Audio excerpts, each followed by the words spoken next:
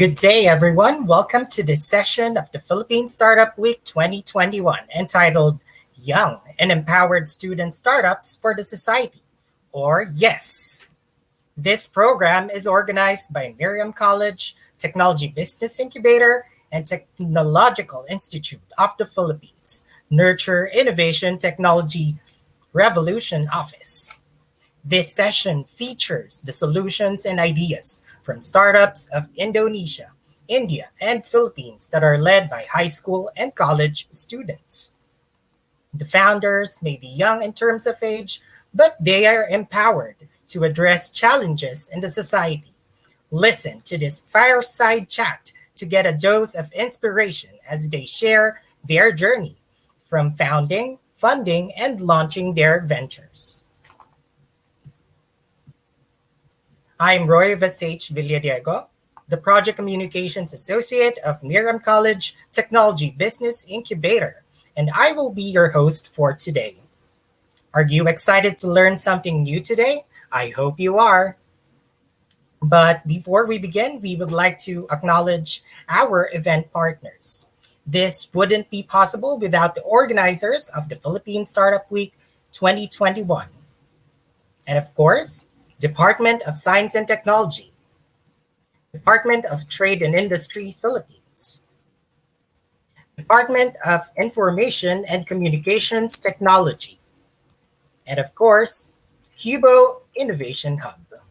As we proceed with our panel discussion, let me introduce an esteemed colleague who will moderate the session for today.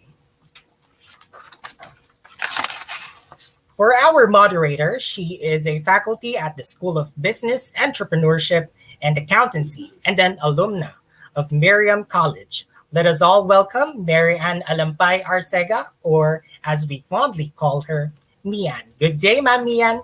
Glad to have you here. The virtual floor is now yours. Thank you very much, Roy, for that introduction. And just like you, I am super duper excited to be here to moderate this discussion with our very young entrepreneurs that I'm sure our audience is also so excited to meet and hear from. So allow me to introduce our panelists today. He is the founder and CEO of Kusvita Observe. He is a Korean grade 12 student studying in Miriam College, New Valley, seeking to find solutions to elderly's problems. His ongoing project aims to contribute to the improvement of the quality of life in an aging society by establishing a better network with their families. He is also engaged in finding solutions to sustainability using the Internet of Things technologies and big data. So, ladies and gentlemen, we have with us today Sung-Woo Bryant Woo, founder of Kusvita Observe. Hello, Bryant. Hi. Hi, Bryant. Glad to have you here with us today. So we'll be hearing from you a little bit more later. She is the founder and official representative of Kinesthetic Productions, creator of the Virtual Academy. She specializes in programming virtual and augmented reality applications that power the Virtual Academy. Together with Kinesthetic Productions team, she aims to democratize education through the Virtual Academy. Rihanna steered Kinesthetic Productions to the Grand Prize and People's Choice Awards, the 4th edition of the President's Challenge in 2021. She is currently a grade 10 student under the Program of Excellence of Miriam College High School. She is also the co-captain of training of the Forensics Guild, the official debate team of Miriam College High School, and a member of the MCHS Glee Club. Rihanna also loves to play the piano and the guitar. Wow, so many talents. Hello, Rihanna. It's nice to have you with us here today. Hello po. Hi, Rihanna. Okay, we'll talk a bit more later. Okay, following our next speaker, he is one of the youngest entrepreneurs in the Gujarat startup ecosystem. On a mission to revolutionize the unorganized creative industry, also known as the media and entertainment industry, nationally and internationally. Culture X is B2B marketplace for talent hiring in media and entertainment for events, influencer marketing, and casting. At Culture X, they have successful associations with more than 350 nationally and regionally acclaimed artists, such as Salina Merchant, Terence Lewis, Prince Narula, Kaniz Surka, Anurag Basu, to name a few. Today, Culture X has an overall traction of more than 2,700 creators across various initiatives on the platform. So we have with us today Mr. Vinay Mehta from Culture X Entertainment. Greetings, Vinay. Hi. Really honored to be here. Thank you so much for having me. Yay. I'm so glad to have you here, Vinay. And with your business, I'm sure we'll be learning a lot more about social media and influencer marketing. So I'm excited for that. For All sure. right. For our next speaker, he is a third semester entrepreneurship student at Podomoro University, Jakarta, Indonesia. She also has established her own business, which is a bakery named Laura Bakery that specializes in low calories and gluten-free bread. Yum. Okay, Laura Bakery is selling quality bread without preservatives, fresh from the oven, low calories, gluten-free, and many others. Besides her activities as an entrepreneur and entrepreneurship student, she is also active in participating in beauty pageant competitions. She has been crowned as Miss Tourism Central Java, Best National Costume at Miss Education Indonesia, and several others. Ladies and gentlemen, we have with us Miss Beatrix Laura of Creative Group. Good day, Miss Beatrix. Salamat datang. Hello. Did I say that correctly? Hi. Joining us all the way from Jakarta. Thank you. Thank you so much. And lastly, our next speaker is a fifth year mechanical engineering student at Technological Institute of the Philippines, or TIP. The Foundation and Advanced Course of Entrepreneurship from Wadhwani Foundation and the Certificate Program of Fundamentals of Entrepreneurship program of Draper University. He is a proud graduate of T.I.P. NITRO's incubation program and finished the Hostel Fund India Accelerator program as well. He represented Clean Vent to different competitions, including the PhilDev ISIP, and won the Best Pitch Award and Youthpreneur of Podomoro University, in which they won overall second place. Currently, Clean Vent is part of the Transcend Accelerator program by Launch Garage of DOST. So it's a pleasure to have with us today Raven Ryan Anot, CEO and co-founder of Clean Vent. Hello, Raven. Hello. So excited to spend this time with you today. Me too. Okay, thank you very much, Raven, and welcome again to all our panelists. It's such a treat because you all come from different places. We have entrepreneurs from the Philippines, from India, from Indonesia. Really, it's amazing how what technology can do now. So I'm so happy to have all of you with us here today. So we have a total of 5 panelists, and I'm also encouraging all of you who are watching today that if you have any questions along the way, please use the chat box so that our panelists can also address them later on. Okay, so let's get right to it. Maybe we can bring in our panelists, our 5 panelists to join us today. Okay, so again, we have Bryant, Rihanna, Vinay, Beatrix, and Raven. Okay, such young people, but all of you have accomplished so much. So it's such an honor for me to be here and learn from you. And I'm sure our audiences are so excited as well. So let's get right to it. My first question is, can each of you just briefly tell us what your enterprise is and what is the problem that your enterprise wishes to address? So let's start first with Brian. Bryant of Cusvita Observe. Hi, Brian. Hi. So, for me, my startup, it focuses on elderlies. So the population of older adults, it's increasing constantly, and older adults usually experience cognitive changes, which is like um, decreased reading speed, where your speed it decreases over time. They also experience physical changes like weakening of the bones, and they're all just generally prone to diseases. So in line with these environmental circumstances that they experience, My startup, Cosvita Observe, focuses on providing solutions that will improve the quality of life and just make their lives better using technology such as Internet of Things, big data, and others.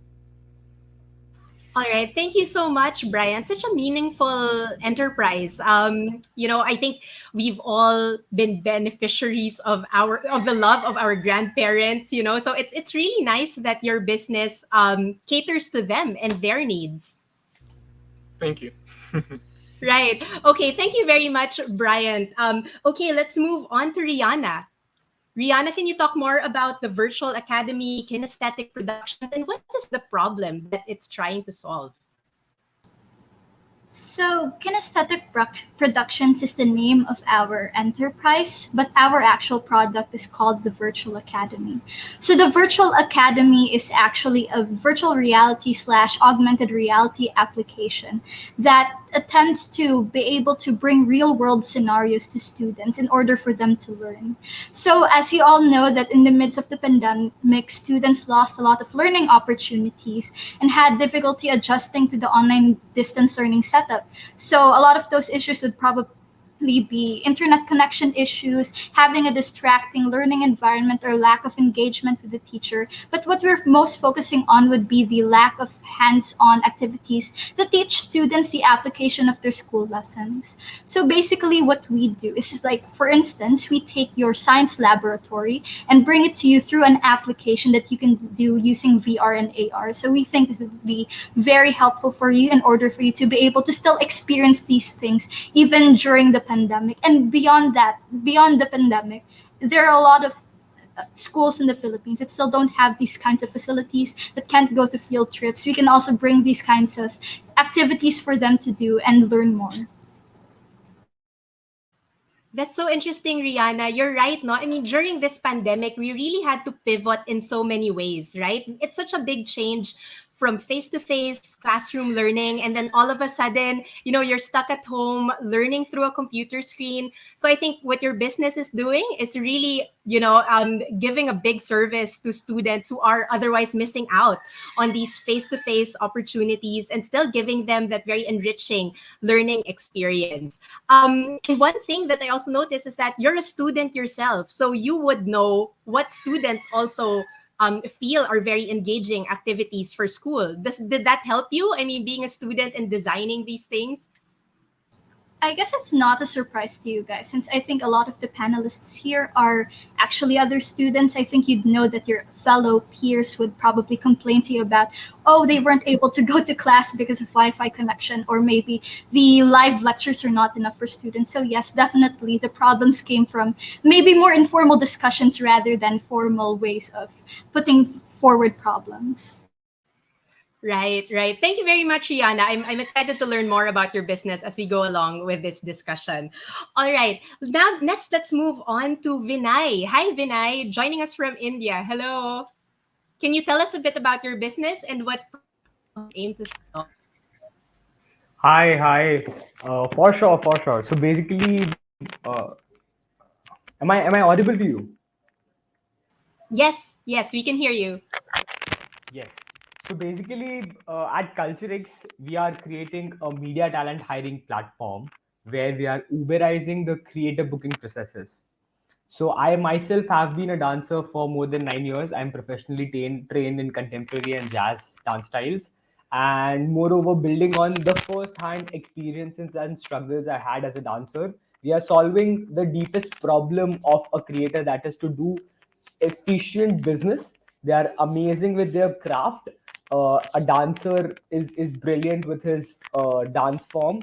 More or less, a singer likewise has relevant expertise in his interest area. But how to capitalize his skill, how to monetize his skill on various fronts, whether it is social media or whether it is live entertainment or whether it is content creation. That is exactly the kind of problem we are tapping. We are helping them, one, manage their own business very efficiently. We get them relevant business opportunities for their art form and for their craft and profession. And more or less, we also are creating a deep AI, deep tech platform where we are also working on various technologies. And more or less, we are seamlessly integrating AI and building world's first AI artist manager. That's very precisely how we see Culturex at this point in time.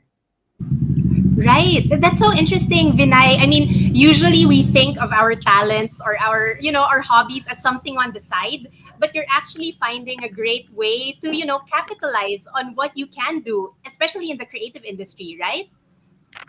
Correct.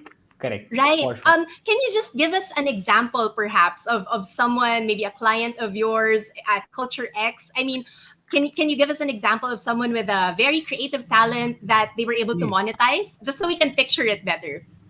Please. So, for example, there is an edtech platform, one of the biggest edtech platforms, that's an academy. And one of our other clients, that's T Series. That's one of the biggest platforms, I think. So that's one of the biggest YouTube channels at this point in time in the world. T Series is a music production company.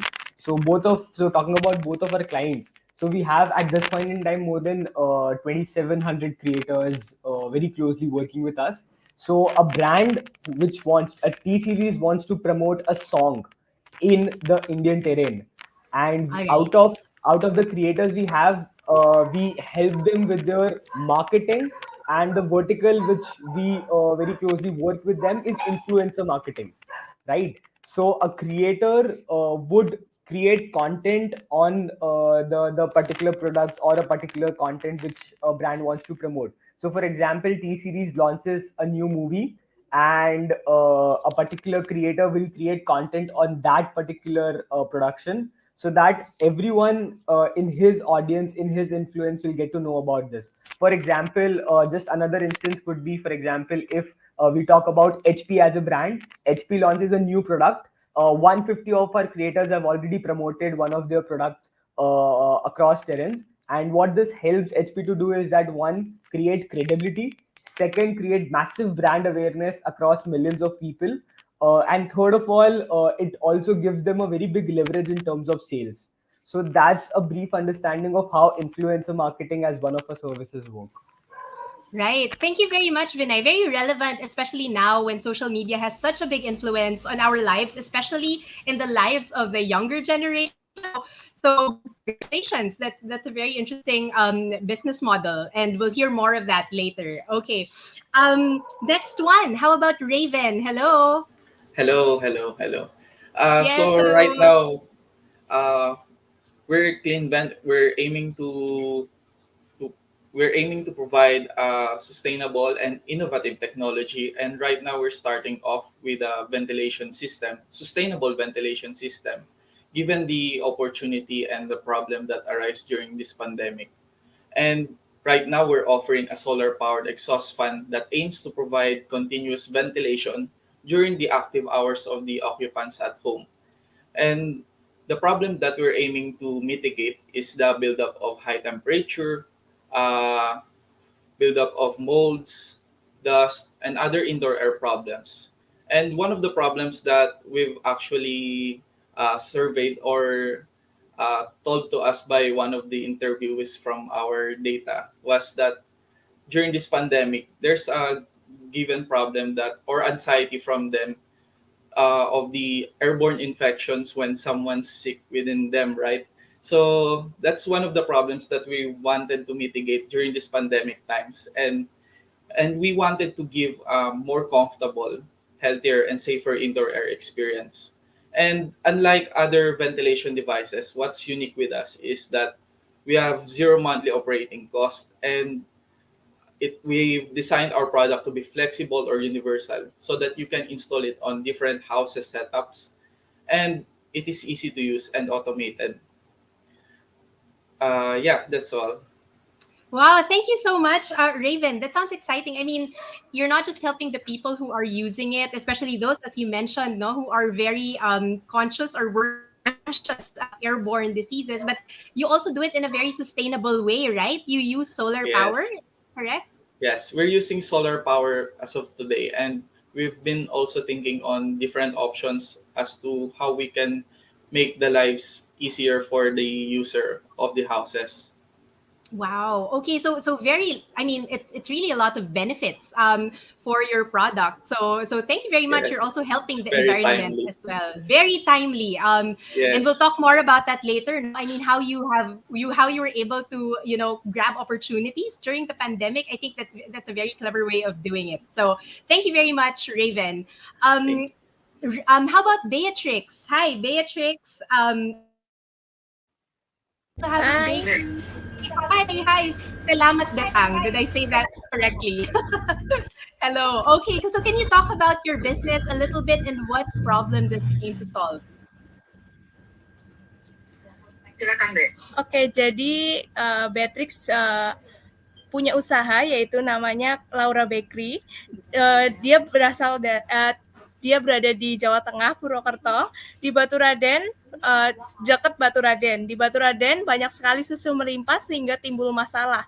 Bagaimana membantu peternak sapi menjual susunya untuk diolah menjadi makanan khas yang berkualitas dan tanpa bahan pengawet. Jadi saya membuat inovasi roti kering menggunakan bahan baku susu sapi Baturaden. Dan juga ada beberapa roti kering dari Laura Bakery. Terima kasih. Okay, so the business of Beatrix is actually Laura Bakery, which is selling different healthy bread in Purwokerto. Purwokerto is a city in Central Java. In the region of Purwokerto, there is a particular area called Baturaden. And in this area, there are a lot of cattle farmers producing a lot of milk. And Beatrix was very willing to help all the to help the cattle farmers to be able to sell their fresh milk.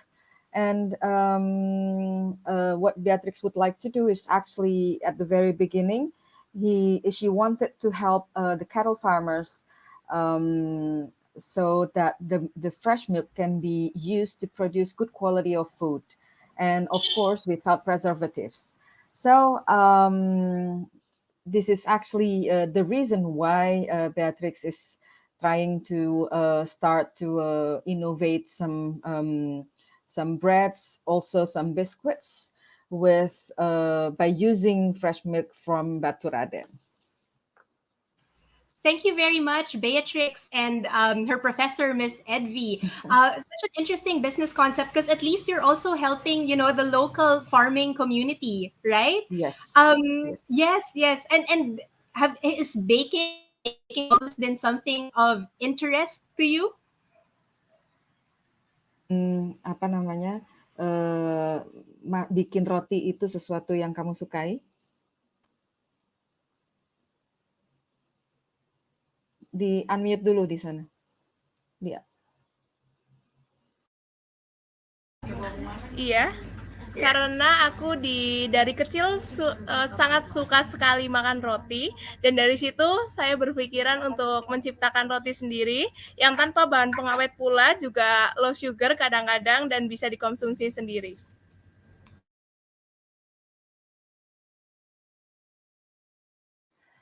When she was little girl, she liked a lot eating bread. So starting from that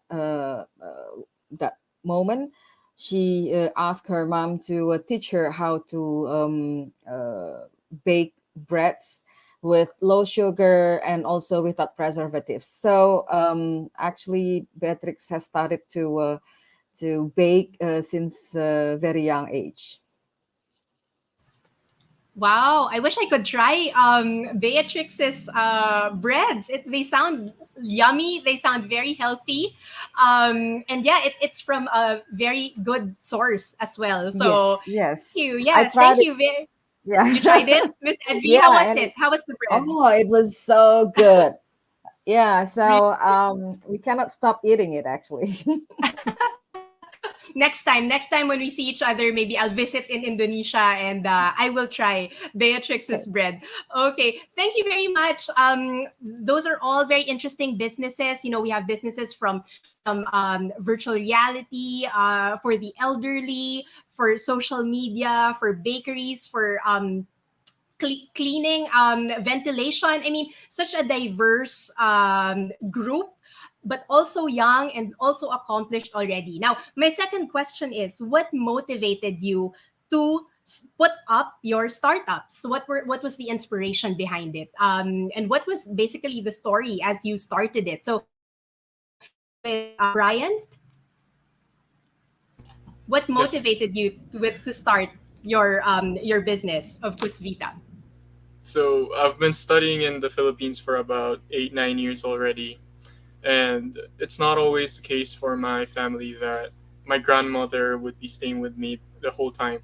So sometimes she'll be in Korea by herself, and through some researching, this was the case with other families as well. And Yeah. you know, when I looked at solutions that I could apply for me and my grandmother to be connected, I've found that it's inefficient, such as nursing homes. They can be expensive. There's also caregivers, expensive, and there's just many problems. So I figured that because Vita can provide solutions, so I can provide my own grandmother a solution for us to be connected together. Yes. Right. So how do you connect with your grandmother now, Bryant? And like, how often can you see each other? Is it a platform that's very easy for her to use as well? Um, it's a bit of a different thing. So currently, because Vita Observe focuses on providing the guardian with an application that will Mm-hmm. allow the guardians to monitor data that is gathered from sensors that are installed in the elderly's house. So, unlike IP cameras and other, privacy intruding solutions, it allows us to be connected without actually having to call 24/7, having to message. I mean, she's very familiar with the use of smartphones, which I'm glad she is. But you know, it could be a way for them to have their own time alone in their own home, and us family children to know that they're doing well, they're safe. Yeah, that's how Kasvita Observe provides that. Right, right. So is it like basically, like a camera or a device there that basically sees what she's doing and gives you that peace of mind that your grandmother is okay? Yes, for example, motion sensors, as Mm-hmm. simple as motion sensors. So if they haven't Right. moved for a certain period of time, I can call her up right away, check if Mm-hmm. she's okay. So it's just simple Right. means that ensures their safety and keeps their privacy intact as well.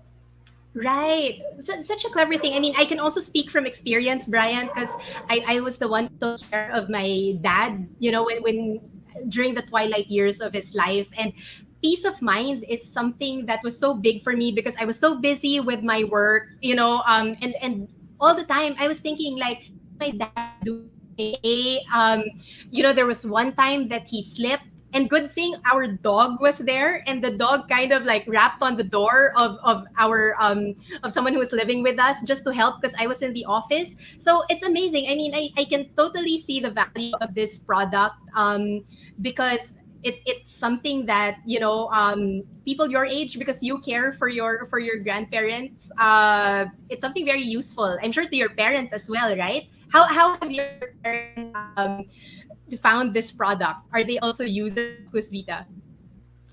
Um, as soon as it's finished product, I think they'll be the first users. And Mm-hmm. of course, we all will Mm-hmm. age at some time, and we all can be users as well. So I think that's valuable, meaningful. Mm-hmm. Right, right. Thank you, and I'm sure your grandmother is so thankful for it as well. It's touching that your the motivation for you starting your business is something very personal to you, right? It's your grandmother. It's basically how much you care for your grandmother, and that's basically the primary reason why you're doing this, Cosvita. Right. Yeah, thank you very much, Brian. Okay, next, how about Rihanna? Rihanna, what motivated you to start Virtual Academy? Or how did your story begin? I'm sure you kind of touched on it. Story of how you started Virtual Academy. I guess yes. I already talked about how the problem has always been there since the ODL setup. After a couple of months into it, you kind of realize what are the problems. But I guess what actually made us start it is the fact that we have the ability to somewhat add some solutions to it. Since for me, I've done some programming already before, and one of the things that I've learned how to do is to program for virtual reality and putting two and two together, first the problem, and then realizing what skills that I have that I can use to be able to help the problem. And my teammates are very good artists, so they were very helpful and very talented and created a lot of the designs and a lot of the 3D models there. So bringing in a team and realizing what we could do, that's what motivated us to be able to create the startup. And as well as the opportunity that the MC Innovation Center had given us to be able to put a platform for our project at the time. Yeah, it's interesting how you mentioned, Rihanna, that you each of you in the group put in your own expertise, right? So you're the programmer. How many people are in your team? There are four of us, so I'm the programmer, and then Kristen, my one of my group mates, does the sound effects. Jade and Kelsey, my other two group mates, are the ones who do the 3D models mainly. But we all help each other depending on what we need. Sometimes there are times when our expertise clash into each other, so we can help another out, even though that's not what we mainly do. Right, right. Did you teach yourself how to do programming, Yes, or did po. you? Yeah. It's I went through some online courses about Unity, which is what I'm actually using to be able to program this. And then before that, I've done a Swift course that's for iOS, and then JavaScript, which is mainly for websites and creating websites using HTML and CSS. I think before we started with creating a blog first before the virtual academy happened. Right, right. It's interesting. I'm sure right? Like you taught yourself how to use these new programming languages, programming platforms. So that's amazing. Congratulations. And it's really nice how you mentioned that it's so important in any team that you maximize, you optimize your respective skills. And I think in the end it would result to a much nicer product, right? Because everyone just pitched in their best abilities. Definitely po. Yeah, yeah. Thank you so much, Rihanna. It's, in any business, it would be hard to do it by yourself, right? And you need good people who are supportive and who share the same vision to make your business like grow and succeed. So thank you very much, Rihanna. Okay, let's move on to Vinay. Vinay, what motivated you to put up the startup? Again, you touched on it a little bit earlier, but if you have any, interesting stories on how it came about and how you started. Yes, yes, 100%. So I'll just give you an insight that when I was actually, when I was 16, I was awarded as one of the youngest entrepreneurs in the Gujarat state. So Gujarat happens to be one of the leading states in the entrepreneurial space in India. Okay, so while I was 14, I used to take multiple home batches. I was a choreographer, very very aggressively, let's say, working on my own. I since 8th standard, since like when I was like 12, I never took money from my parents, and I was building up things on my own. I was a dancer back then, and then I started training people in dance. I realized that if I want to really become a dancer, I need industry connects. In India, there is a city named Mumbai, which is the hub of the entire media ecosystem. So it's a very centralized ecosystem in India when it comes down to the media and entertainment industry. So I was so let's say the way, for example, the valley is in the US for startups. Similarly, Mumbai is for the media industry in India. Okay, so that's an insight about the fact that the Indian media ecosystem works in a certain way. And I come from a very small town. It's relatively a space where you cannot find a lot of opportunities for as a dancer or as an artist. So I was struggling to become a dancer. I thought that there will be millions of such Vinay who are struggling and who are seeking for such opportunities. So I was an opportunity seeker, and that very moment where I was struggling and I was full of, so there was this time where so I also come from a background where nobody in my entire family has any interest in dance media industry. So I one neither are they entrepreneurs, neither do they come from a media background. So back then I struggled to even just pursue my art because not my family was really supportive. So I used to be crying then, trying to figure out that how can I really make this big and make it big in the industry. And then I, as an opportunity seeker, I used to figure out that okay, there are these many challenges, and then I took that leap of faith of becoming an opportunity creator. So I then when I was 16, I started with my first venture, and I created a tech platform for the art education. So I created a learning management system. I created multiple courses for dances and everything online. And then I realized that okay, the deepest problem is that artists do not understand businesses. And I pivoted from there. And till now, we have given work to more than 900 creators. We have been supported by some of the finest organizations in the Gujarat space, by organizations like even I am Ahmedabad. So that's like a very brief insight about how extensively we've worked hard. It's now 4 years. We are a proper organization. In team, we have more than 17 people. So that's about the journey of me becoming an opportunity seeker to then now we are an opportunity creator firm, and we work very closely with some of the finest talents in the Indian subcontinent. So yeah. Right. Wow, what an interesting story. And I mean, so much has happened from when you began up to where it is now, but you're still so young. So, and I also like how you highlighted, from being an opportunity seeker to being an opportunity creator. So you created that opportunity yourself because you never let go of your passion for dance. Was there ever a point, Vinay, when you said, like, I don't think this is something that would take off? I mean, has it ever, or were you like really, keen on pursuing your vision and attaining that dream? So I still think that we are not there yet. We are not even Mm-hmm. 1% of where we should have been. I'd be more than happy if, for example, our services reach out to you guys in your subcontinents, in your countries, and everything. So I'd be more than happy if culture extends so Philippine ecosystem or Indonesian ecosystem and something like that. We're not even 1% of where we should have been. So in terms of taking off, I don't think if we have already taken off, but I understand your question. It's about me trying to analyze if we can actually make it even to whatever extent we have done till now. So I didn't actually think God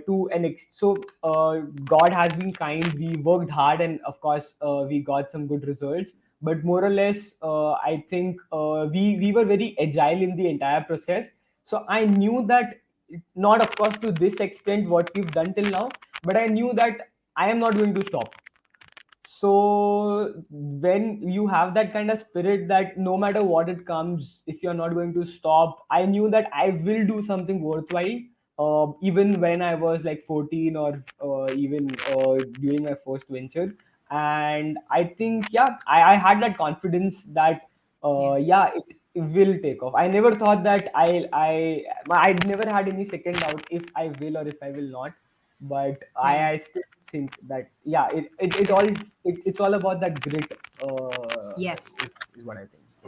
Yeah, yeah. Thank you, Vinay. Yes, grit, agility, and that confidence in yourself and in your enterprise. So, yeah, amazing. Okay, so let's move now to Raven. Hi, Raven. Hello again. So, Hello. yeah, what motivated you to begin your clean vent startup? So to start with, before I actually enrolled as an engineer student, I've always wanted to be an inventor. I've always wanted to bring something or contribute to the society. And as I journeyed through my college life, uh, I've seen a better opportunity for technopreneurship to pursue on technopreneurship. I've seen better opportunity to bring change or to actually provide and while pursuing my passion as a to be an inventor.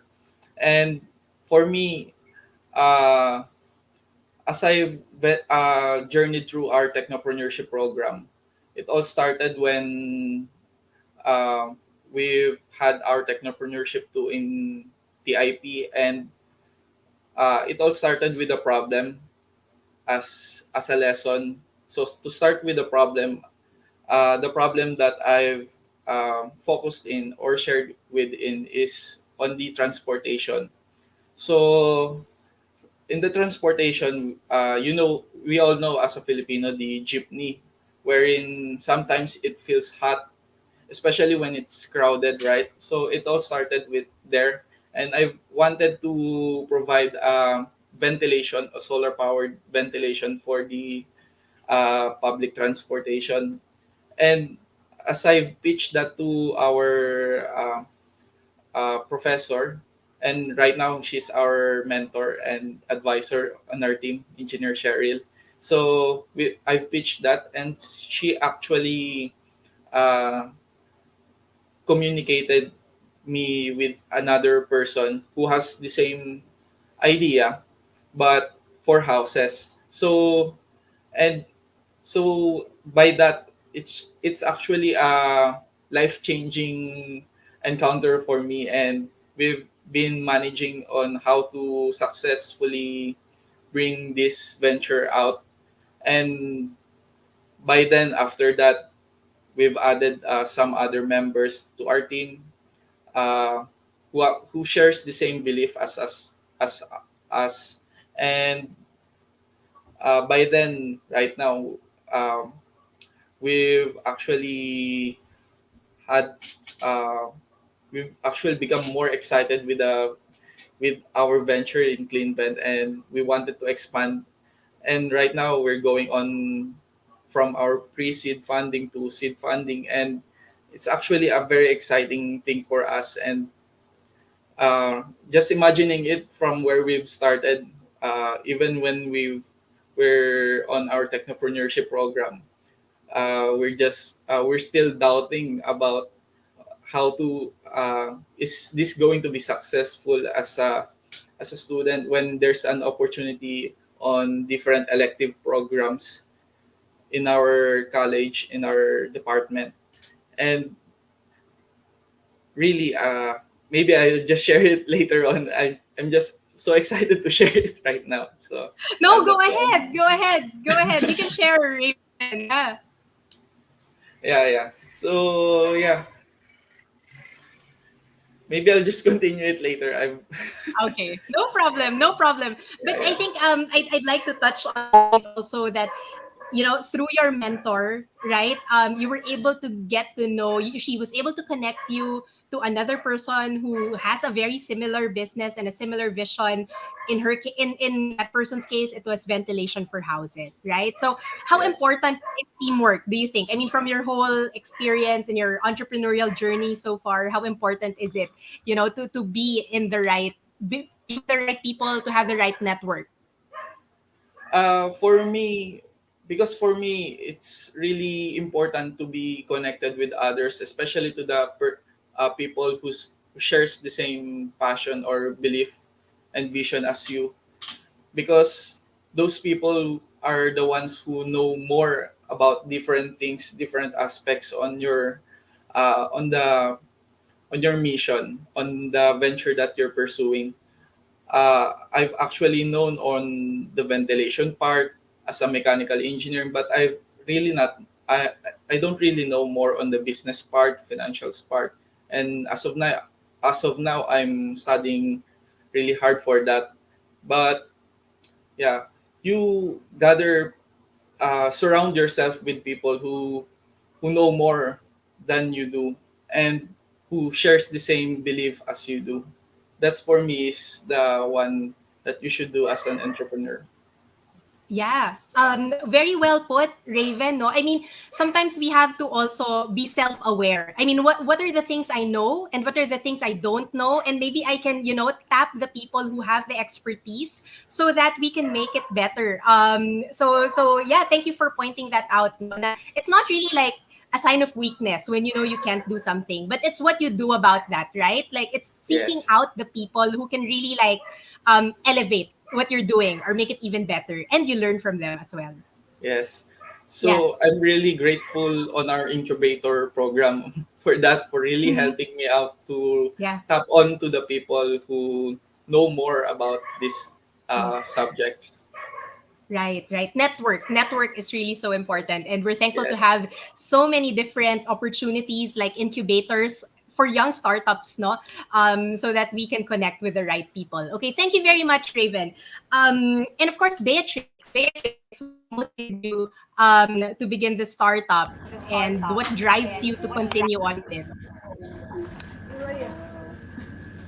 Silakan, Be.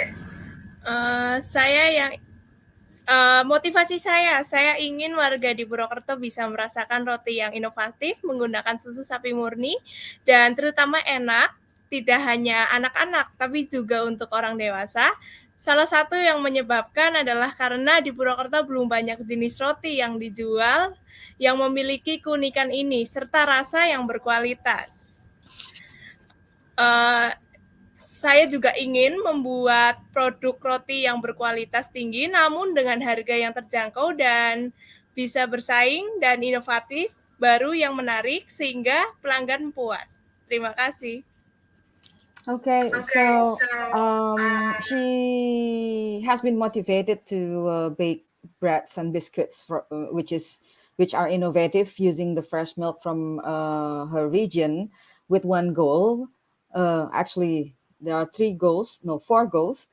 The first one is, of course, it has to be delicious, affordable, and then competitive as well as attractive to answer the customers' needs and wants. And moreover, she would like people in Purwokerto, in her region, to have the opportunity to enjoy great quality of bread, not only for the children, but also for all market segments with all level of economic status. Because in Purwokerto, there are very few bread stores, especially those who offer good quality, which is most probably healthy and also affordable products. Right. I like how you're very clear about your goals, and I think in any enterprise, diba, it's also very important that you're very clear with what you want to do, so that you have the end in mind, and everything that you're doing is towards those goals, right? Apa namanya, tahu banget goalmu apa dan pada saat kamu membuat bisnis ini, kamu sudah jelas mau ke arah mana, betul nggak?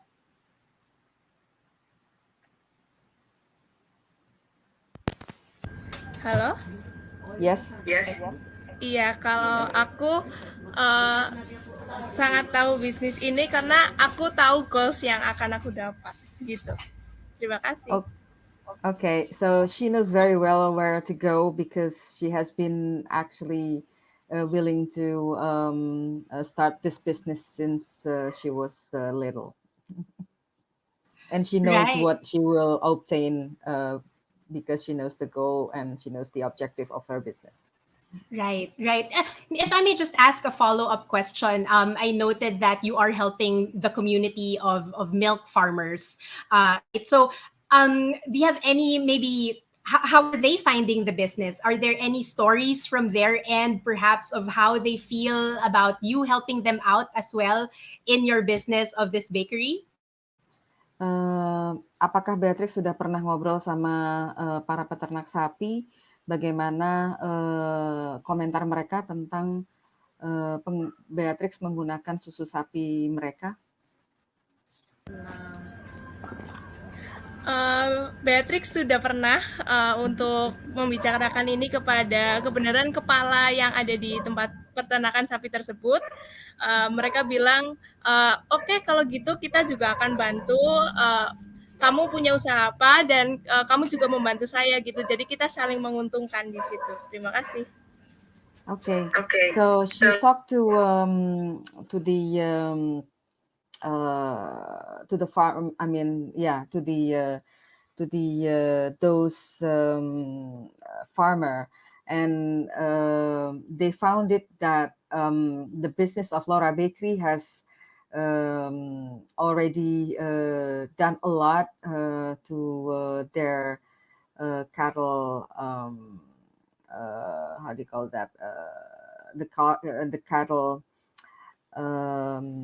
farmers. And what happened is that they are very willing to develop together with Laura Bakery, whether there are other opportunities, and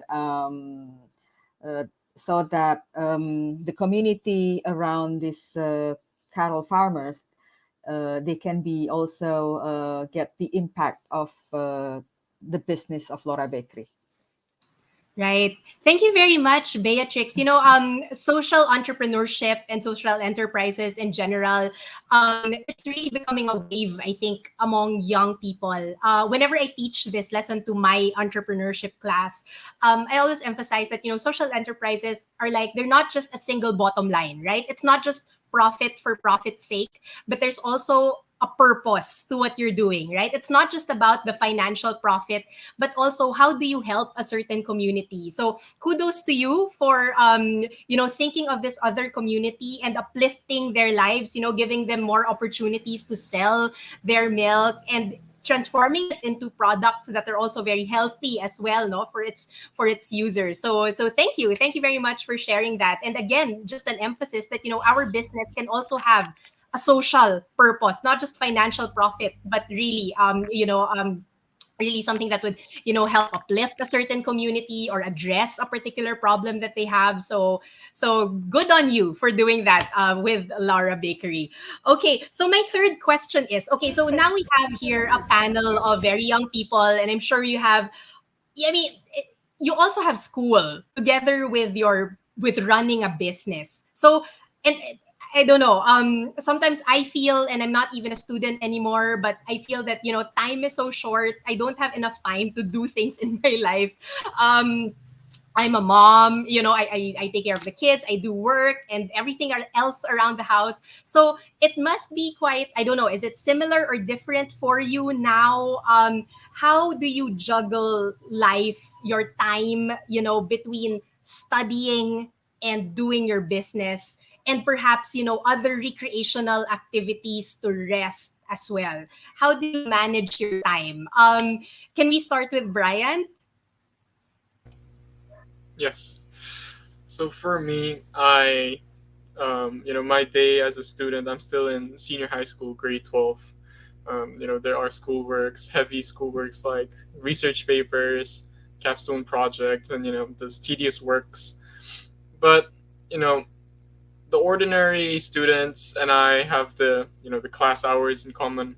We have the schoolworks in common. But as a founder, as a person running a startup, as soon as I get the things I have in my plate done, I move right away into researching, into studying, because honestly, there are just so many things that I have to know as the founder. I have to know a little bit of the technologies. I have to know a little bit the business, how to do this and that, and it's just um, a day is not enough sometimes when you really get into learning something. Because when you're passionate about something, I'm sure everyone here can relate to this one. When you're really passionate about what you're doing, you really have not enough time. You never have enough time to do something. So I would, go to bed at around 2 a.m. usually after I'm, satisfied in a way, a little bit satisfied with what I achieved that day.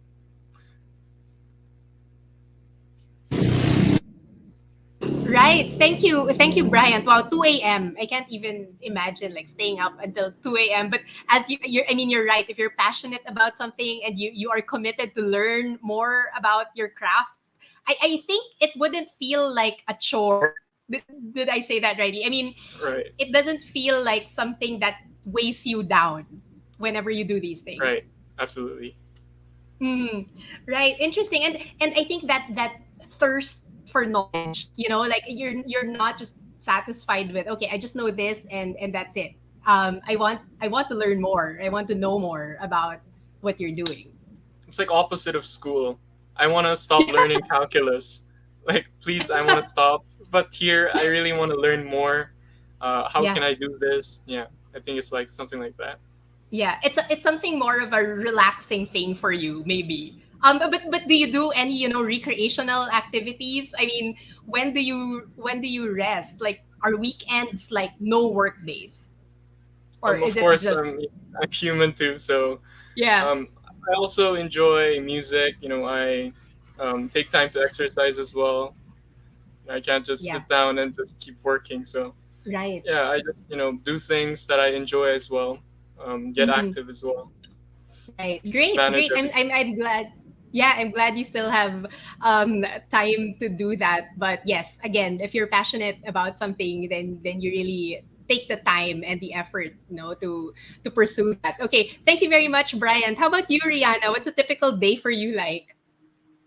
I think typically I have school in the morning, and then usually the afternoon is more dedicated to extracurricular activities. So, what I usually do in order to keep up with the workload of the startup is whenever we have free periods, I usually have free periods on Tuesdays.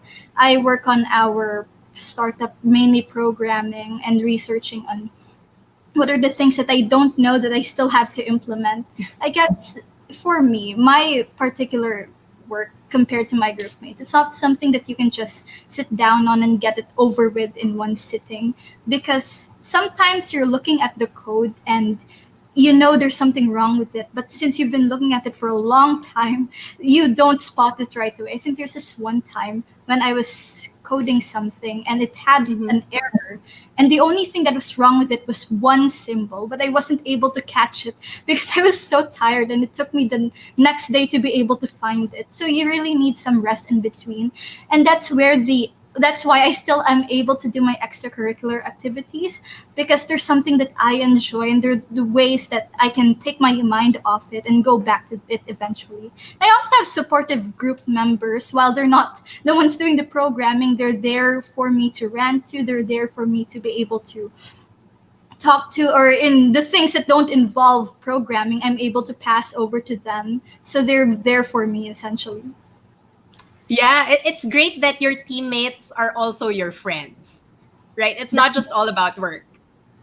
Yes. Mhm. So how do you connect with each other? Can I just ask, like, how do you connect with each other? When you have these, in the Philippines we call it kamustahan sessions, right? Like, how are you? Just checking up on everybody, how everybody is. How do you connect with each other, and how often do you do it?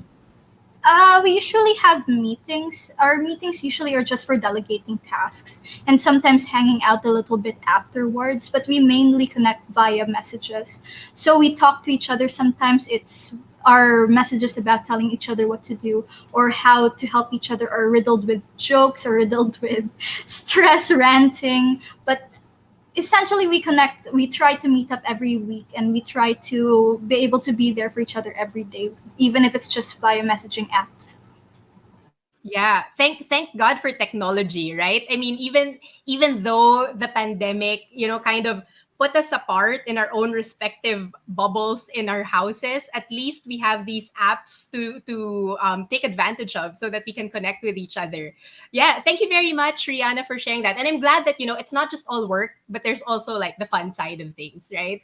Okay, how about Vinay? Vinay, how do you manage your time with everything that you're doing? Yeah, so I think it's all about prioritizing, and all of us here, like it's a team, it's a panel full of entrepreneurs. So I am sure all of us are practicing that in real time. But what I feel is that it's all about, so a normal human makes anywhere above 5,000 choices a day. So it's about you just choosing the ones very consciously, the ones which really matter for you. And that's like my motto for time management. Anyhow, there is a practice which I have in the morning which helps me stay sane, because as an entrepreneur you sacrifice so much. you sacrifice on your social life. I don't have a social life, so I am now in college, and then I am not in touch with any of my schoolmates for a while, and a lot of us would relate. So you sacrifice on social life, you sacrifice even on your family, on a lot of personal time and me time. But how I stay sane is that I have this ritual every day. I wake up, I do these 6 things. That I just a general advice for everyone. I think it's a brilliant book by Hal Elrod. So that's the Morning Miracle, and you guys can take an insight from that book as well. But it's about 6 things. It's about savers. SAVERS. That's an acronym. S stands for silence. A stands for affirmations. V stands for visualization. These three are a part of my morning activity. That's meditation. SAV. Then it comes E. It's exercise. Then it's about reading. Then last, it's about scribbling. That's journaling. Okay. So it's a very brilliant way to just keep yourself sane while you wake up. So it's not that though these 6 things look like, oh, it might take like 2 hours or something like that. Even if you have 6 minutes, you can devote 1 minute each to all of these 6 activities. Let's just take 10 breaths. That's silence. Just say one good thing to yourself. That's affirmation. Visualization. Just see yourself doing that one most important thing in the day. Exercise. Just do 10 jumps. That's it. Read just even one paragraph. That's R. Scribble. Just plan what next 10 things you want to do after this activity. So even just take 6 minutes out of a day, keep yourself sane, plan what you want to do. I think every entrepreneur would agree that it's all about keeping your tasks at a particular priority. You just have to keep them in front of you every time so that you just don't fall short. You can't just start your day, keep doing things, and you'll reach there. Of course, you need to know that what are the things you have to do to be there. So I think, yeah, and when you actually ask about school and entrepreneurship, the business which I personally am pursuing as of now, and of course we have a team now. So it's without a doubt, I think that what you actually I have chosen the stream which I really wanted to take. I was lucky to have an insight that hey, this is what I want to do. So I took bachelor's in commerce. So what my friends are studying right now, I'm actually practicing that in real time, and now I think it's a couple of years that I've been practicing that. So they study about taxation, and here we are filing taxes, heavy taxes, paying government those kind of taxes every month. So in India, we have GSTs, we have to do all those financial compliances, everything. While we are actually studying it, we are actually going through that struggle of practicing it real time. So that's like an insight, and of course it's about choices. I think that so right now, while there are placements going on in my college, we very aggressively are a part of those placements. So I'm on the other side, rather recruiting my seniors or my batchmates. So this is like an insight that you choose what you want to do. So it's about that, yeah. Yeah, thank you very much, Vinay. While you were talking, I was actually like literally taking notes. Such practical tips, and I hope the others were also taking note as well. Let me just go through them one more time for the benefit of our audience, because as you said, this isn't very hard to do. I mean, just do one simple thing for each letter, and I think that's very doable. So again, it's savers. Okay, so S is silence. A is affirmation, say one good thing to yourself, right? Next is V, visualization. So what do you plan to do, right? Next is exercise, 10 jumps. Thank you for just saying 10 jumps because I don't think I can do more. Like I can't. How? I tried. Okay, let me just tell you a story. I tried doing like 30-minute exercises with my friend. Okay, my friend, a very good friend, also from Miriam. She's now in Canada, and we would do these like we would go on Zoom every 6 in the morning, 6 in the morning here, 6 in the evening there. We would go on Zoom, and then we would follow along this 30-minute video on YouTube just to make sure that we are exercising, right? It's accountability. It's all about accountability, right? So we were doing it for several weeks. Yeah, but then, things are like, okay, I'm busy today. I have to take care of my daughter and everything. But Really, I mean, just small steps, right? Small steps, 10 jumps or 10 push-ups or 10 sit-ups, and just build on it. Great. Okay, so E is exercise. R is reading. So reading, like, even just one paragraph, as you said, One and paragraph, yeah, scribbling of anything actually. of It could anything. even be newspaper, it could be a book you wanted to read, it could be a blog. Just keep that the night before. Just keep that handy, because if you Right. keep yourself in ambiguity, I think you are going to struggle there. Just keep things very clear that, hey, for next 1 week I'm going to complete this blog, or going to complete this book or something like that. Yeah, that's art. Right. Right. Okay. So read, and then last, scribble, right? Scribble. So just write down your plans, maybe update your calendars, things to do Correct. for the day, or maybe Correct. some ideas that you have. Okay, Correct. very, very practical. And I think Yeah, all I our just wanted to audiences should. add to one thing which you mentioned. I think all Yes. of us struggle with that. Just one last thing. I think this is going to be like a pro tip.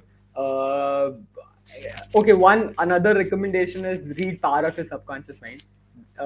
Because this is going to come. So what I'm going to say next comes from that kind of understanding which Joseph Murphy has given. So the way you've mentioned that at times, so for example, you had accountability, which was great. So that's again Mhm. one great way of actually making things done. You are Yeah. accountable even to your own self or to anybody else. But the Yeah. fact is that when you mention that at times you used to think that, hey, I don't have time to actually do that 30 minute sprint, or that 15 Right. minutes exercise kind of sprint. The fact that when you say you don't have time, you'll never be in a position to see yourself taking out time. Right. That's just so that's even for entrepreneurship, students will think that, hey, I don't have time, I'm right now in my projects, I'm right now doing this, I'm right now doing that. After my college, I need to have an internship experience, I need to have that kind of experience. Then they'll say that, oh, this is my age, I need to get married, or I need to be, for example, with somebody. If I'm in a relationship, I need to take out time for that one person. Crazy stuff. Then you'll have kids, and then you'll never have time if you think it that way.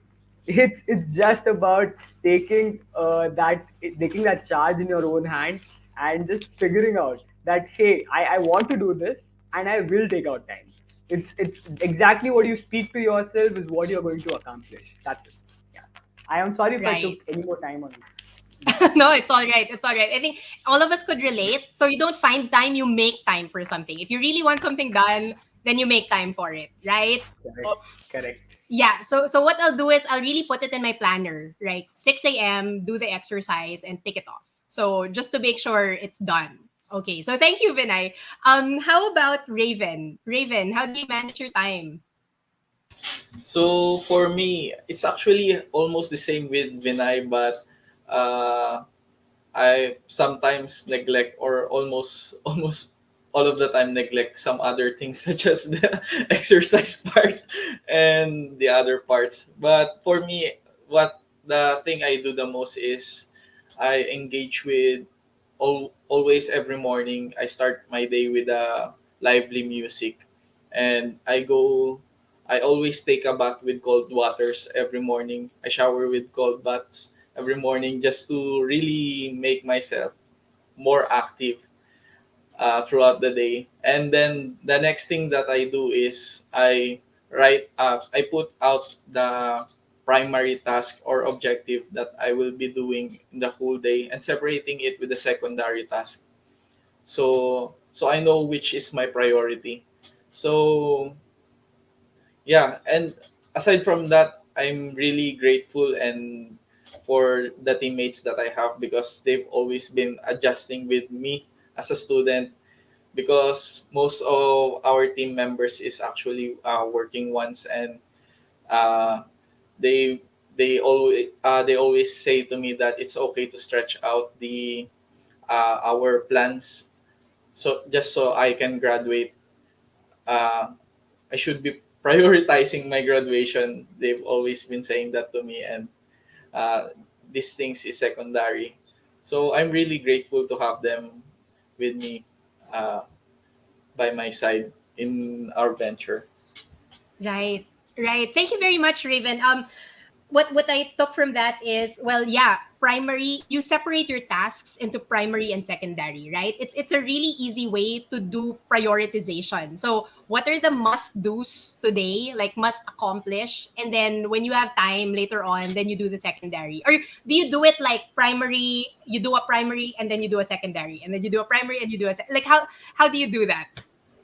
I just list out the primary task that I needed to do, and then I put out the deadline beside it. So, Mm, for example, there's a deadline for passing this proposal, yeah. or there's a meeting next week that Mm-hmm. I needed to input or show the presentation for the team. Uh, Right. I put that on the primary task, and then the other task for my school, the secondary ones, is Mm-hmm. sometimes I ask my professors if I can extend uh, the Yeah. deadline for this task. I always ask Yeah. my professor for that, actually, and Yeah, then I think that's a good yeah, strategy, Raven. I mean, I'm sorry to cut you off, but I think that's a good strategy. Like if you feel that, you need extra help or extra consideration on something, don't be afraid to talk to your professors or to whoever you're passing it to, right? How yes. has it been like it's helpful, right? I mean, from your experience, do people tend to be more understanding or more strict when you ask for help or an extension? Uh, some professor tend to become more I tend to adjust with me Yeah, on my timeline, and some other mm, professor just try to be equal as much as possible with me and other students. So what right. he does is they put deductions, something like that. For just to be fair Yes, to the others. yeah, just to be Yeah, fair. yeah, But right. for But I me, don't the think it end would hurt to goal, ask. Yeah, yeah, yeah, and like for me, I think it won't hurt to ask if you really need yes, that extension, right? I mean, we're all human, and we all have our. Of course, we try to meet the deadline, right? But if in those times when it's really difficult, like in as much as you've tried everything, I think it could you could just converse with them in a very nice yes. Yeah, actually, we just had a conversation with my teammates, and way. really, it just gave me just more comfort. It gave me some time to breathe in about Yeah, everything, and sometimes when you have so many tasks, it's actually making your mind become more chaotic, and sometimes right, our minds uh, become disabled to think through or right. analyze on things.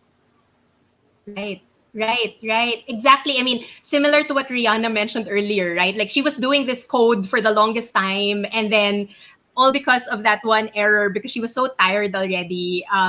It was just one error that made the whole thing, not work. But yeah, it's also very important to take a break, like pause and Yes, reflect and really refresh yourself for the task ahead. Because I think it's all part of the process. The resting is also part of the process. So you can think clearly and just recenter yourself. Yeah. So thank you very much, Raven. How about Beatrix? Beatrix, how do you manage your time with everything that you're doing? Oke, cara aku untuk mengatur waktu, saya sangat beruntung karena kuliah masih online. Sehingga saya dapat membagi waktu kuliah dan bersamaan dengan menjaga bakery. Nanti kalau sudah online, mungkin saya akan meminta bantuan kepada orang tua dan tim saya untuk menjaga bakery dan bisa uh, memproduksi roti yang sekiranya aku yang buat apanya ya kayak aku yang buat resepnya tapi mereka yang buat secara jauh online gitu. Terima kasih. Okay, so for the moment, she's very lucky because the classes are still conducted online. So she's able to manage her time and, of course, supervising and handling the production as well as the distribution of the bread. But once it goes offline, she will be going to Jakarta to to attend classes. And Laura Bakery will be most probably handled by her brother and sisters with the help of her parents. It is true that she actually she keeps the recipe of the breads, but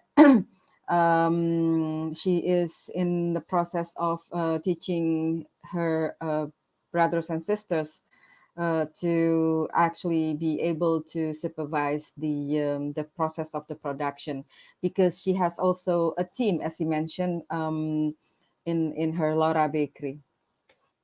Yes. All right. Thank you very much. I'm glad you have a team, a strong team behind you who support you. I think that's also very important for your success, because you can't do it alone, right? Yeah. Since you started Beatrix, have you been doing it alone or you've been doing it with your family? Beatrix, dari awal apakah kamu sendiri terus baru bantu oleh keluarga, atau dari awal sudah sama keluarga? Sebelumnya Beatrix punya pikiran untuk membuka Laura Bakery, dan dari situ Beatrix bicarakan sama orang tua, sama adik. Ternyata kita semua tuh kebenaran sama sukanya roti bakery gitu. Jadi Mami mengajak Beatrix untuk membuka Laura Bakery, dan akhirnya sampai sekarang kita berjalan. Terima kasih. So the initiative actually comes from Beatrix, and at the first beginning, she talked about that to her brothers and sisters, and her brothers and sisters, who are still very young right now as well, and they actually agreed to help Beatrix to do this Laura Bakery, and then they talked to their parents that they wanted to start this business, and happily their parents are very supportive, and their parents actually support their children's to start the bakery, and Beatrix is actually leading the Laura Bakery. Great, great. So it's a family affair. So it's very fun to do, I guess, right? Because since you're always around your family and you know each other and you love each other, which makes your business much more easier to run. Okay, so thank you very much, everybody, for sharing. You know, what's a typical day for you, like how you manage your time, and sharing tips, no, that our audience can also learn from. If they want to be entrepreneurs themselves, and how to increase their productivity, and also giving time for themselves to really, you know, center themselves and also give their best in their respective businesses. So now we come to the question of what's the biggest challenge that you encountered as a startup entrepreneur. So maybe just name one, or the biggest challenge or the biggest obstacle that you've encountered. How did you surpass this challenge? If you want, you may also talk about, maybe have you ever failed in this journey, and how do you view failure? I think we can talk about that together. So again, the biggest challenge that you faced, or maybe a moment when you felt that you failed, and how were you able to overcome that difficult period? Can we start with Bryant? Right. So for me, the biggest challenge, I've faced many challenges in this journey, but the biggest would be composing a good team. Like, what I mean by good is a team composed of members that are dedicated, that are passionate about what we're going to do, and capable as well. It's, as a student, when I approach other students, they're usually, focusing on their own studies, and they don't have much enough time to do this. They don't see meaning, unfortunately. But to overcome this, I just kept contacting other friends, people, and just sold my idea, convinced them again and again. And now I have a member with me, working with me, Nika, and we're now dedicated, we're working, researching together. And regarding failure, I don't think there is a term failure. I think it's for me it was more of a stop, a temporary stop sign. So I think just because I think the word failure should not be used for the case of startups. I think it should be pivot, like move a little differently, approach it differently, and just not stop. I think it should be kept moving, keep thinking. I think that's my view of it. Great. So inspiring, Brian. I like that, diba? You reframe it. It's not really a failure, but it's something that you just learn to pivot, you learn to be agile, right? You mentioned the biggest challenge really was composing a good team. And it took some time, but at least now you found a teammate who shares the same passion and drive and appreciates and shares the same purpose with you. So I'm glad you found Mika, your teammate now in Cusvita Observe. All right, how about you, Rihanna? What's the biggest challenge you faced, and how did you overcome that challenge? The biggest challenge our startup faced was definitely the learning curve. So that yeah, I have done my own self-learning for programming, and my teammates, well, before the creation of the virtual academy, they actually didn't know that much about 3D modeling, but they are good artists, just not in 3D modeling yet. So it's really the learning curve, especially since you're creating the product and at the same time you're trying to learn the theory behind it at the same time, since we're not majors in anything necessarily and we don't really have the theory knowledge behind it besides what we've already researched on the internet.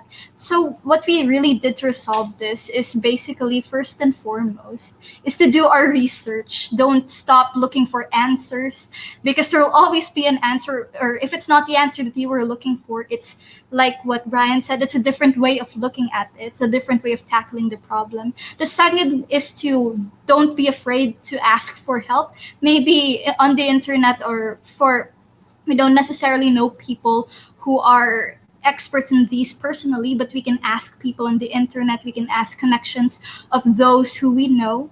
And then third, it's to just be patient with ourselves, that to understand that we're just learning here, that even if we are creating the product, even if we have deadlines that we have to meet, at the end of the day, even if this all fails, at the end of the day we still have something that we actually learned. Exactly. Wow. Very well put. Do the research, ask for help, be patient in the sense of be kind to yourself, right? I mean, sometimes things don't go the way we planned, and these are things that are beyond our control usually, right? We do our best, but sometimes things just don't go as planned. But yeah, I like how you put it. Be patient. Be patient with the process, be patient with yourself.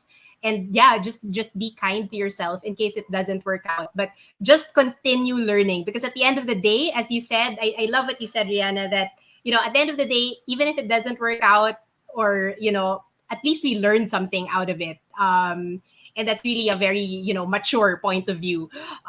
Thank you very much for sharing those tips. How about Vinay? Biggest challenge, and how did you overcome that? So the biggest challenge for us was that initially to manage the finances, because as an entrepreneur, of course, by time you get this insight that you have to start lean, you have to take things step by step. Initially, uh, any entrepreneur would think that, hey, I just want to do these 10 things at day one, and I don't have the necessary resources and finances for the same.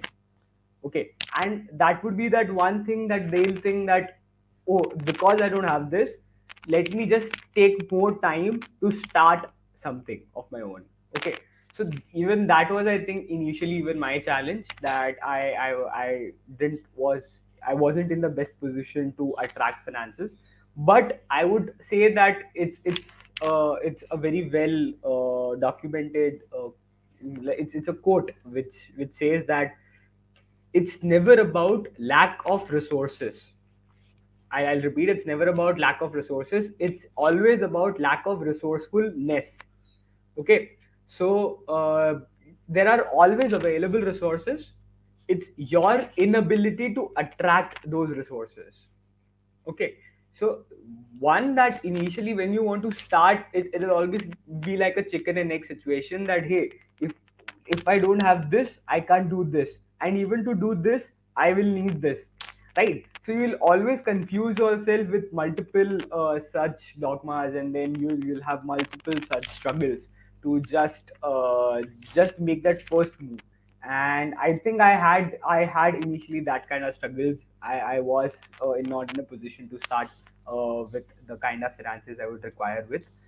So yeah, I then figured it out. How I did was that Gujarat government has certain policies. Then I knew a couple of people who actually believed in me, and it was me just making that one phone call or making that one LinkedIn message.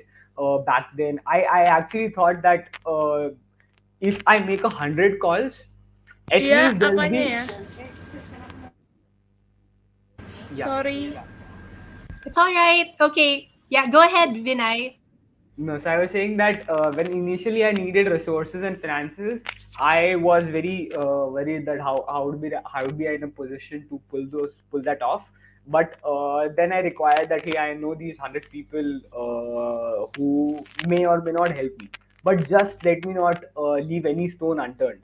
I made a call. I made constant calls. I used to just have a list of people I knew. That's it. Not even the list of people who can help me.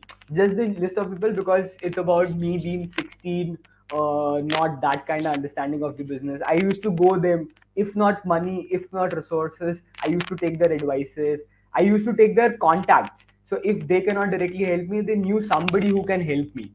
So I used to make those calls, and then I was thinking that two out of 100 people at least can help me. But what happened was absolutely different. At least 25 out of 100 people directly helped me. Rest 75 people actually got me in touch with somebody who can then help me. And I have, even today, I'm in touch with a lot of those kind of people I used to initially call and get in touch. I've done business with most of them. So yeah, so I just think that initially the initial mindset and the initial lack of resourcefulness was a big challenge for me, and I think for even other entrepreneurs it is.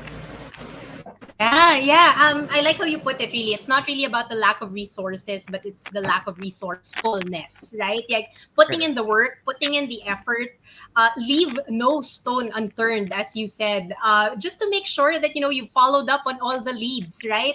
You've contacted the people who can perhaps, if they cannot help you themselves, then at least they can point you to someone who could. So, very good tips. Very good tips. How about you, Raven? Biggest challenge? So for me as a student, of course, as the one who manages the venture most of the time, and right now I'm focusing on the operations as of now. So one of the problems that we've been facing or failures that I've been facing is on the execution part. And for me it was really hard as a student because I really needed to learn many things just to execute the plans. And as the main person who operates the business, you needed to learn not just the engineering part or the technology part, but also the business part and financial part as a CEO of the team. And also there's also sometimes pressure that I've been uh, facing sometimes as a leader and as someone who leads a team with a really great person, really professionals. And sometimes you just needed to take time and learn from them, from their advices, and just ask them for help, and also take every failures as an opportunity to grow and learn from it. Just sometimes I just I just go the next day. I just think, never mind about this, never mind, and then go to the next task. Sometimes I just think of it like that. But as a person, it really takes time to be comfortable with the things that you do, especially when other people uh, criticize the things that you do. But most of the time it's actually for us to grow and to pivot on the things that we've been developing, we've been venturing in. And for me, uh, thinking about it, thinking about me on the past and on me now, um, I've really grown as a person, not just the business or knowledge part, but for me on my mindset Yeah. to not take things hard, but Yeah. to take things or critics as an Yeah. opportunity to grow and learn more. Yeah, very well said, Raven. This reminds me of one of the things that I also teach my entrepreneurial classes. No, that there's the thing called fixed mindset and the growth mindset, right? Like if you're stuck in a fixed kind of mindset, you're like, okay, I can't do this anymore. This is it, diba? But if you give yourself that room to grow, diba? That room to grow and realize that I can ask for help. I can just be my own leader the way I want to and not succumb to pressure, and maybe look at criticism more as feedback, diba? As you said, more of feedback that's actually there to help you and not bring you down. Then overall, diba, you've grown, as you said, you've not just like grown in the business sense, but also like as a person overall. Diba? Yes. Holistically, because of everything you've learned. So good on you, and thank you for sharing that. It was very honest, diba? That sometimes, yes, exactly, executing it, feeling the pressure. I think this is everything that all young entrepreneurs, especially, I think, feel the pressure because it's like all eyes are on you. Shocks. This is such a great business. We want it to grow and see where it goes. Sometimes the pressure, siguro, can be overwhelming. But, diba, as long as you stand your ground, trust the process, right? Be open to feedback. I think that would really take you places. So thank you very much, Raven. Okay, and Beatrix, biggest challenge that you faced. Beatrix? Halo. Yeah. Kalau untuk tantangan di bisnis terutama di masa pandemi, lebih aktif menggunakan sosial media untuk promosi Laura Bakery, selalu menciptakan produk andalan dengan inovasi baru, dengan harga terjangkau sehingga konsumen puas, dan walaupun di masa pandemi bisnis bakery saya tidak terkena imbasnya karena malah bertambahnya pesanan karena adanya vaksin di kebenaran saya berada di dekat rumah sakit dan rumah sakit tersebut mengadakan vaksinasi untuk COVID dan memesan untuk konsumsinya memesan ke saya dan sekitar ribuan. Jadi menurut saya di masa pandemi bukan hanya kan sekarang banyak nih orang-orang yang buka bisnis malah di masa pandemi ini malah kurang lancar, tapi malah Beatrix di sini di pandemi ini malah ada hal positifnya yang bisa diambil gitu. Terima kasih. Okay, so the challenge that she encountered, mostly what happened is that the business in her business, mostly how to make innovative product is the most challenging thing, because of course the customers would always want new products with new innovation.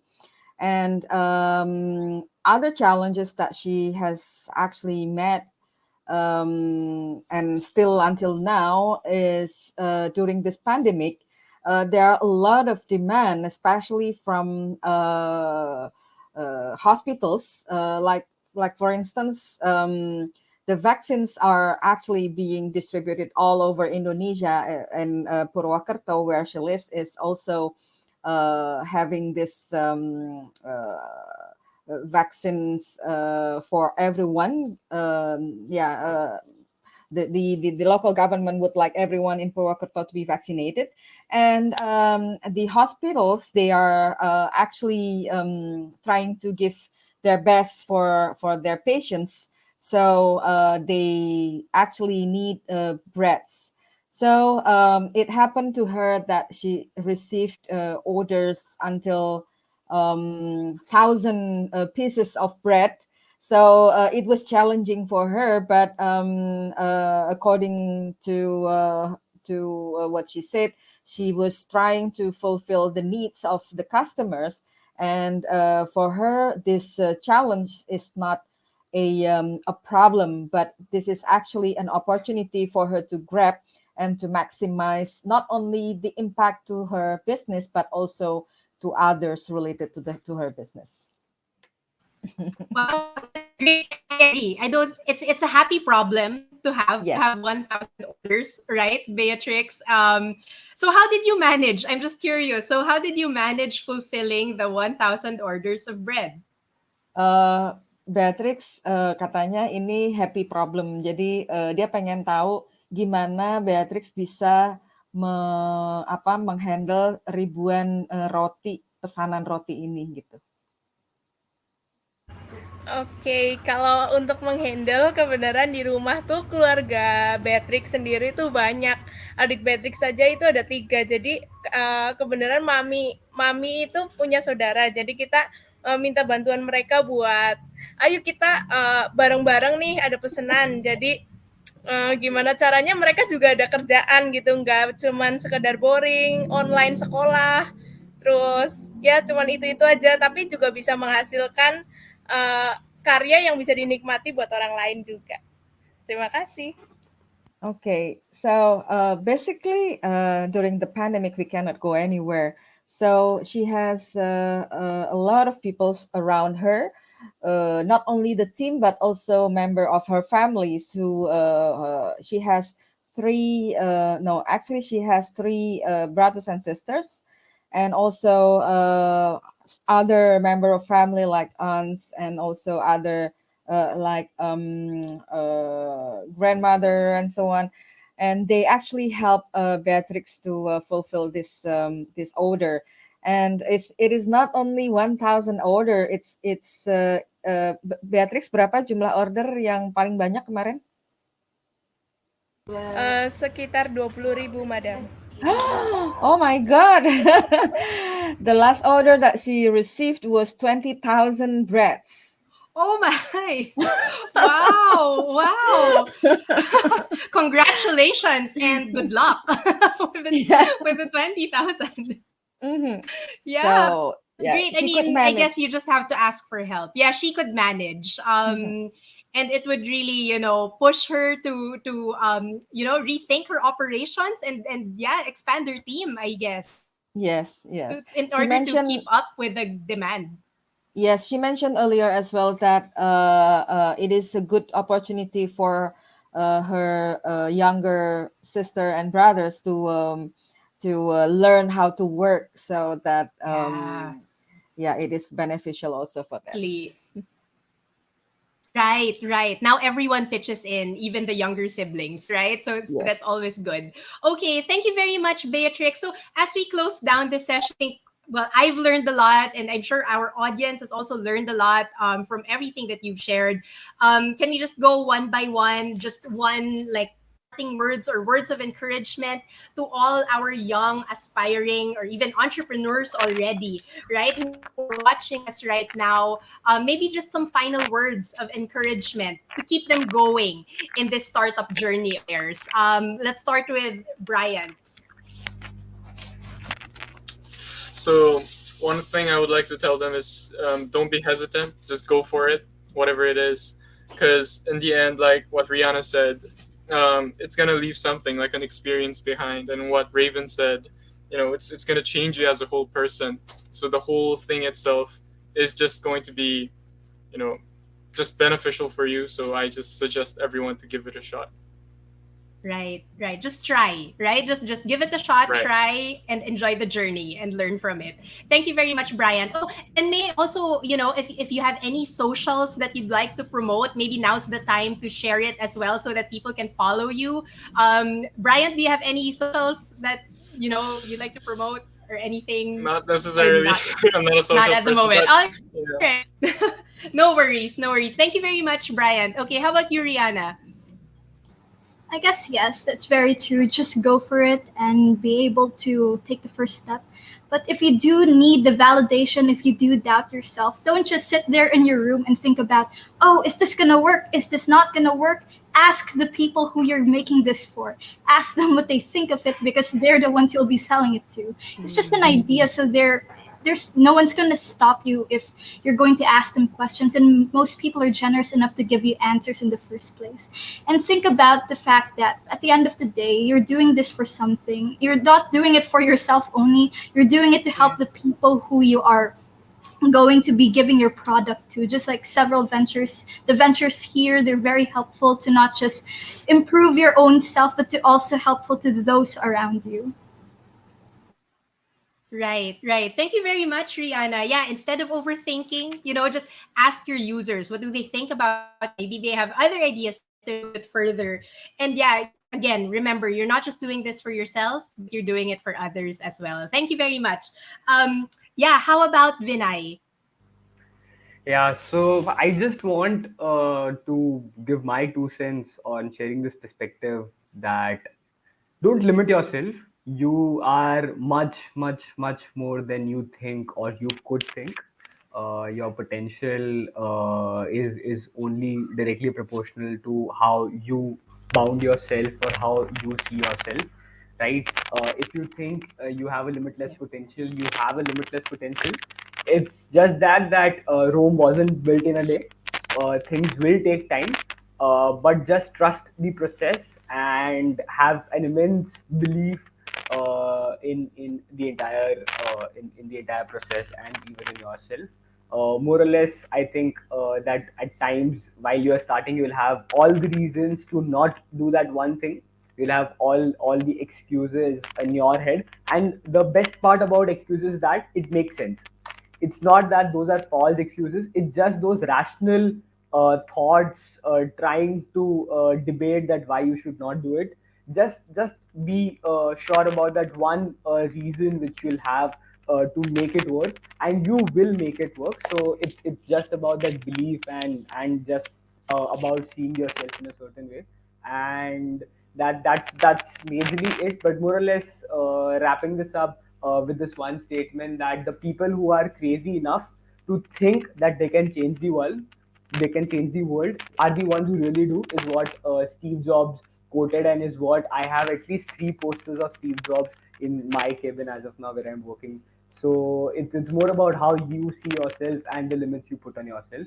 So just don't put the limit. It is going to take time, but if you just stay true to the process and just stay consistent and persistent, you will do it. Yeah, that's it. Right. Thank you very much, Vinay. So self belief, self confidence, dreaming big, sometimes dreaming of these crazy ideas, but they're the ideas that make the change, right? So thank you. Thank you very much for those words. How So about you, Ray? Yeah, I'd go also ahead. want to promote the platform which we're working at. I know Yeah, there'll be people from different subcontinents watching this, but yeah. we have this platform named culturex.art, and more than happy to interact with you guys. You guys can email us at management@culturex.art. So, guys, you can follow us on Instagram at culturex.art. More than happy to receive your emails at Vinay at culturex.art. And any time, if I can be of any help to any entrepreneur, more than happy anyhow. And if there are any creators working, we have worked with some of the finest creators in the Indian subcontinent.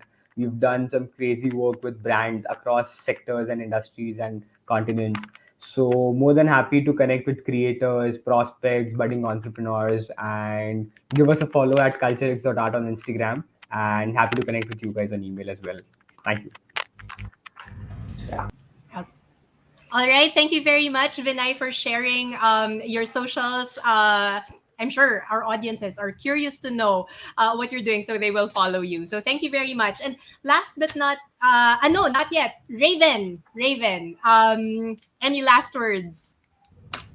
For students just like me, uh, take risk, and take your time to think about what are your passions, what do you want to pursue as a person, and what do you vision yourself to be in the future. And don't be afraid to take risk and to take the leap of faith on taking on this the venture that you have in mind, because as a student we really have nothing to lose. As a student, there's only something to gain, experience to gain, knowledge to gain, and people to surround you with in the future. And as a student, there's going to be failures, ups and downs, but there are also people who will be there to support you as you grow on, and uh, you will also be able to filter out the people around you. You will get to know the people who will support you the most, and people who will be there just to be a lesson for you. And and here our social, I'll be just sharing our social. You can search us on Facebook, Instagram, and LinkedIn. Just search Clean Vent right here on my side, and you can also reach me out so we can talk about it if there's a possible partnership or interest with our venture, and let's talk about it. Thank you. Thank you very much, Raven. A lot would be very interested in that, I'm sure, especially since your product is something so relevant now in the pandemic, and very environmentally friendly as well.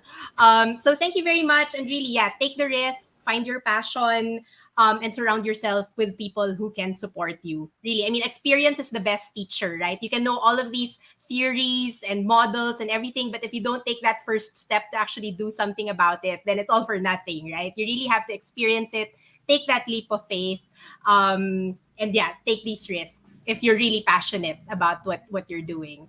Okay, thank you very much, Raven. And last but not least, Beatrix, any words of encouragement for young aspiring entrepreneurs? Oke, kata-kata motivasi untuk teman-teman semua.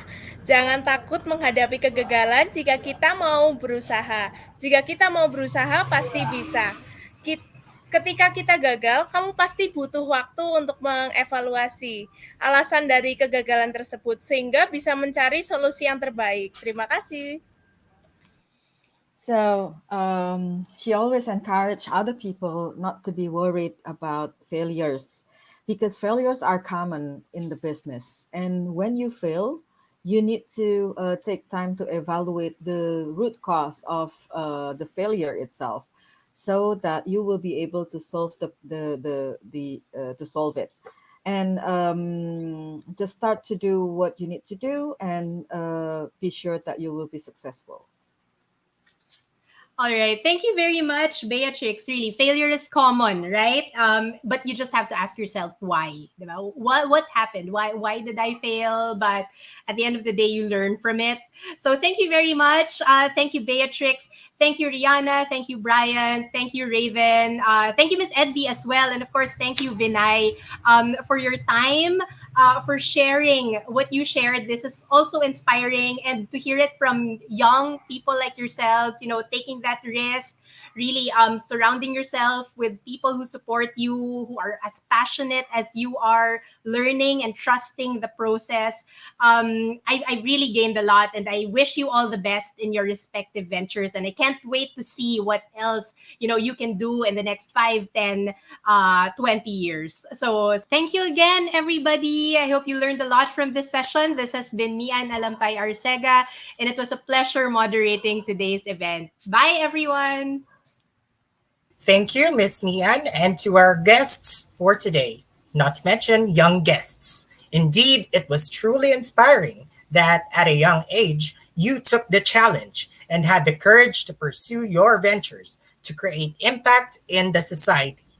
We hope a lot were inspired with your sharings and would follow your steps in the future. Thank you once again to our audience, speakers, and startups. This has been Philippine Startup Week 2021, entitled Young and Empowered Student Startups for the Society, or YES.